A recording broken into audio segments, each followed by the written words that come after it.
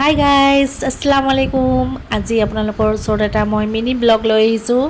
বহুত দিনৰ পাছত আজি মই আকৌ এটা ভিডিঅ' বনালোঁ আৰু দেই।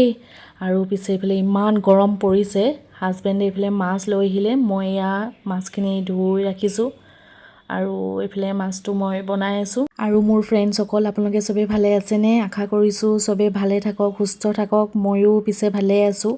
আৰু মোৰ ইমান গৰম পৰাৰ কাৰণে আজি একো খাব মন যোৱা নাইকিয়া। এইফালে মই চালাড অলপ মানে কাটি থৈছোঁ, এইখিনিকে খাম আৰু এইফালে চাওক বাহিৰত কিমান গৰম পৰিছে। এয়া চাওক, দেখিছেনে? নেমু পানী আৰু গ্লুকন দি খাই থাকিব আৰু বাহিৰত বেছিকৈ নাযাব দেই, ক'লা হৈ যাব। আৰু মই এইফালে আহি গ'লোঁ স্কুলৰ ক্লাছৰুমত। এইটো মানে আমাৰ নাৰ্ছৰ ক্লাছৰুম হয়। গৰম পৰিলে মানে মই স্কুলত আহি যাওঁ আৰু ইয়াতে অকণমান দেৰি ৰেষ্ট লওঁ। সেয়ে মই দুৱাৰখন অলপ মাৰি দিছোঁ আৰু এইটো ছাইডত হৈছে আমাৰ প্ৰেক্টিকেল ৰুম। তো এইখিনি বস্তুবোৰ মানে প্ৰেক্টিকেলৰ বস্তু হয় আৰু লগতে এইটো হস্পিটেলৰ যোনটো এইটো বেডটো দেখি আছে, ইয়াতে আৰু মানে মই একদম পেচেণ্ট বনি কিনে শুই থাকোঁ আৰু। তো মই ঘৰৰ পৰা এটা বালিচো লৈ আহিছোঁ এয়া। তো ইয়াতে অকণমান দেৰি আৰাম কৰিম আৰু তাৰপিছত যেতিয়া অলপ ঠাণ্ডা হ'ব আৰু গধূলি টাইমত আকৌ মই যামগৈ ঘৰ।